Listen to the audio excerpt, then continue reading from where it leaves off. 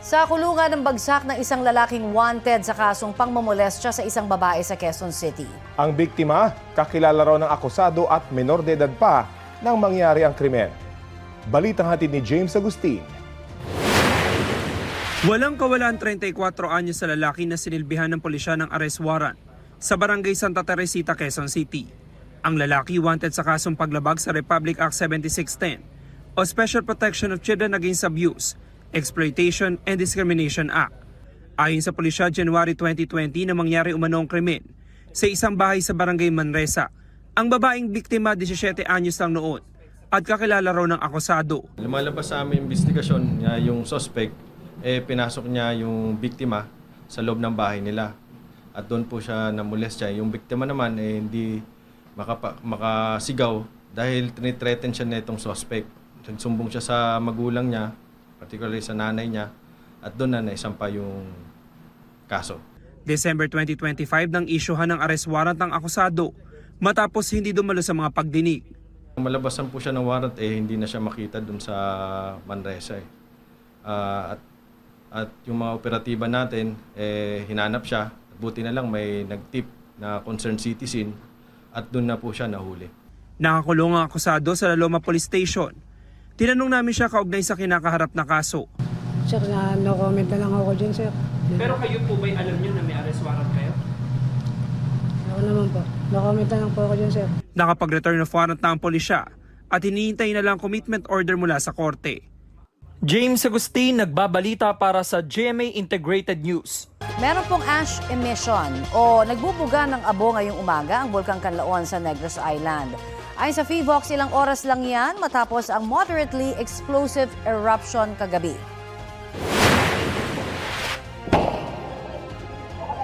Nabulabog ng malakas na pagputok ang ilang residente sa La Castellana, Negros Occidental. Nagtakbuhan ang mga bata at nagsilabasan sa kanilang bahay ang mga taga roon. Kita rin ang pagkislap sa tuktok ng Bulkang Kanlaon. Nagtagal po ang moderately explosive eruption ng bulkan ng halos 2 minuto. Ilang oras matapos ang pagputok, naranasan ang ashfall sa 10 lugar sa probinsya. Mahigit 2 kilometro ang ibinugang usok ng bulkan. Patuloy na inaabisuhan ang mga residente na magsuot ng face mask bilang proteksyon. Ayon sa FIVOX, may nakitang pagbara sa daanan ng volcanic gases na naging sanhi ng pagputok. Hindi katulad ng pagputok noong February 19, may kasamang pyroclastic density currents ang ibinuga ng bulkan kagabi. Pag-aaralan daw ng FIVOX kung babaguhin ang kasalukuyang alert level status nito na nasa alert level 2.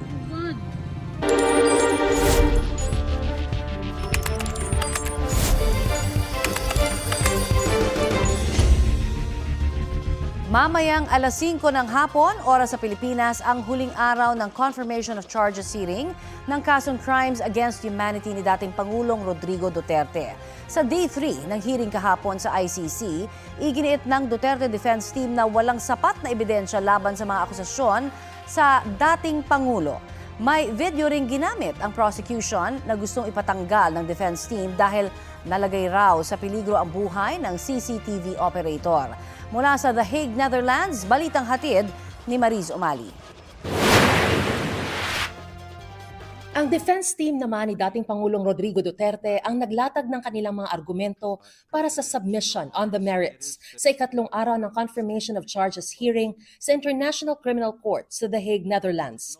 Giit ni Kaufman, hindi sapat ang ebidensya ng prosekusyon para makumpirma at ituloy sa paglilitis ang kasong Crimes Against Humanity for murder at attempted murder laban kay Duterte para sa mga pagpatay sa madugong drug war nung mayor pa siya ng Davao City hanggang maging Pangulo ng Pilipinas. Sabi ni Kaufman, ang mga talumpati ni Duterte na ginagamit laban sa kanya hindi raw nagpapakita ng criminal intent at sadya raw pinili ng prosekusyon ang gagamiting sample sa korte para umakma sa kanilang naratibo at hindi nito pinansin ang mas marami raw na pahayag ni Duterte na nagdidiin sa prinsipyo ng self-defense na naaayon sa batas. Sa 20 speeches daw na ipinresenta ng prosekusyon, nakakita ang depensa ng 35 na nagpapakita ng paghimok ni Duterte sa mga alagad ng batas na sumunod dito. Nagbigay si Kaufman ng mga ehemplo. Let's look at what the Deputy Prosecutor didn't state from the same speech. And the order is simply this: go out, arrest them if you can. But if there is no peaceful method of doing it and you're presented with violent resistance, thereby placing your jeopardy in your life, you shoot. Well, the son of Mr. Duterte's language, obviously, but nevertheless an exhortation to lawful self-defense. Sa mapa namang inilabas ng prosekusyon para ipakitang malawakan ang naging pagpatay sa Davao at buong bansa, sinabi ni Kaufman na wala raw patunay na extrajudicial killings ang mga ito. Anya, base rin sa mga dokumentong ipinakita ng prosekusyon, ang bilang ng mga nasawi ay maliit na bahagi lamang kumpara sa bilang ng mga naarestong suspect. Kinontra rin ni Kaufman ang sinasabi ng prosekusyon na ang mga pagpatay ay nakadirekta sa populasyon ng Pilipinas. Ang katwiran niya, ang target ay limitado sa isang grupo lamang ng mga umano'y kriminal. How does one define a suspected drug pusher or suspected criminal for the purposes, let us say, of count one? It is not as if criminals have identifying features such as a shifty look or a 5 o'clock shadow or a sack marked swag. In other words, the definition suspected drug pusher or suspected criminal entails the exercise of discretion on the part of the perpetrator implementing the organizational policy. The prosecution must prove that the attack was not directed against a limited group of randomly selected persons. Dagdag ni Kaufman, hindi raw naiugnay ng prosekusyon ng mga sinabi ni Duterte tungkol sa paghabol sa mga kriminal at sa aktwal na pagpatay sa kanila. The prosecution has to show which one of Duterte's statements, orders, or commands were given to a specific individual who then went out and pulled the trigger or communicated the command to someone else who also went out and pulled the trigger, killing one of its 78 identified victims. That would have been the classical way to prove a causal link between stuff that came out of Rodrigo Duterte's mouth and the deaths pertinent to the case. Ang sinasabi ng depensa, wala raw nakuha ang prosekusyon na witness na nagsasabing narinig nila mismo si Duterte na nag-utos ng pagpatay kaugnay sa 78 biktima na tinukoy sa 3 counts ng kaso. There is no smoking gun in this case. Not one witness relevant to any of the 49 incidents with which Mr. Rodrigo Duterte is charged will testify that he received a direct order from the former president to go out and kill someone. Ayon sa depensa, mababa ang kalidad ng mga ipinakitang circumstantial evidence ng prosekusyon. Hindi rin daw totoo ang Davao Death Squad ayon kay Kaufman at sinabing tila eksenang kinuha lang ito sa isang pelikula kung saan si Duterte ang ginawang bida. Hindi rin daw napatunayan ng prosekusyon na may napagkasundo ang common plan ang suspect at mga binanggit na co-perpetrator at may intensyong kriminal sa pagpapatupad nito. Pinabulaanan din ng depensa na bahagi ng common plan ang inilabas na memo noon ni dating PNP Chief Bato de la Rosa kaugnay sa Oplan Tokhang. Taken out of context daw ito at pinalabas lamang daw ng prosekusyon na utos ito para i-target ang mga suspect na sangkot sa droga, gayong ang ibig sabihin daw ng Tokhang ay knock and plead. Pinuna rin ang depensa ang pag-uugnay sa salitang neutralization para tukuyin ang pagpatay, gayong walang nakasulat na kahulugan nito sa memo na inilabas noon ni De La Rosa. Nilinaw din daw ni De La Rosa sa isang pahayag noong 2017 na ang neutralization ay pag-aresto sa mga suspect. Ayon kay Kaufman, umabot hanggang Korte Suprema ng Pilipinas ang pagtalakay sa salitang neutralization nang makwestiyon kalauna ng ilang elemento ng anti-illegal drug campaign.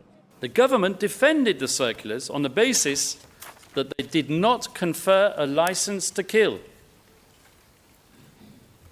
The Supreme Court of the Philippines, however, to date, has declined to issue any ruling declaring the campaign unconstitutional, has declined to invalidate circulars, and has declined to rule to date that neutralize or neutralization means to kill. Base raw sa naging obserbasyon ng Korte Suprema, hindi raw bago ang salitang neutralization sa panahon ni Duterte dahil nakasulat na ito sa procedural manual ng PNP kahit noong 2014. Binanggit din ni Kaufman ang ilang testimonya ng mga witness ng prosekusyon kaugnay sa paggamit ng self-defense. Witnesses P1158 and P1170 explained that neutralize means to arrest or to incarcerate through legal means. It did not mean to kill. Witnesses P1050 and P1174 confirmed that lethal force arose only where a suspect's resistance placed an officer's life at risk. Hiniling din ng depensa sa pretrial chamber 1 na huwag daw gamitin bilang ebidensya ang video na ipinresenta ng prosekusyon kung saan makikita si dating Pangulong Duterte na nanunood sa CCTV kung saan pinatay daw ng 3 hitmen ang 3 biktima sa Agdao Market sa Davao. Isiniwalat daw kasi nito ang operator ng CCTV at posibleng nilagay sa peligro ang kanyang buhay.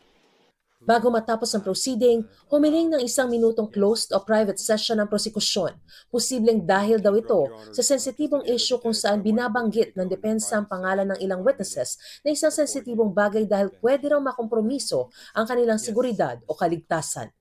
Mula rito sa The Hague, Netherlands, Mariz Umali nagbabalita para sa GMA Integrated News. Second requirement is that these acts of murder. Magkaiba ang naging pananaw ng mga Pilipinong abogado ni dating Pangulong Rodrigo Duterte, pati ang panig ng mga biktima kasunod ng pagpresenta ng argumento ni Attorney Nicholas Kaufman ng defense team kahapon. Mula sa The Hague, Netherlands, may ulat on the spot si Marisol Abduraman. Marisol? Rafi, matapos nga magpresenta ng defense team ni dating Pangulong Rodrigo Duterte sa pagpapatuloy pa rin ng hearing dito sa confirmation of charges na sa kanya, tiwala ang mga kaanak ng mga biktima, gayon din ang kanilang mga abogado na mauuwi na nga ito sa proper trial. Pero taliwas naman dito ang paniniwala ng mga kaalyado at mga abogado ng dating Pangulo.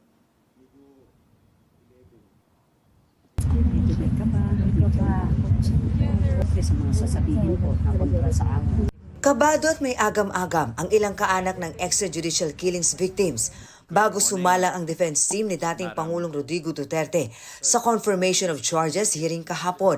Pero nag-iba raw ang naramdaman ng ilan sa kanila nang matapos ang presentasyon ng depensa. Pero ngayon, very na kami, comfortable na kami. Taliwas naman ang paniniwala ng mga kaalyado at mga abogado ng dating Pangulo. The prosecution theory has been shattered to pieces. You know why? Because the very testimonial evidence and the documentary evidence presented by the prosecution have been thoroughly rebutted. Kampante naman ang kampo ng mga biktima na malakas ang ebidensya ng prosekusyon.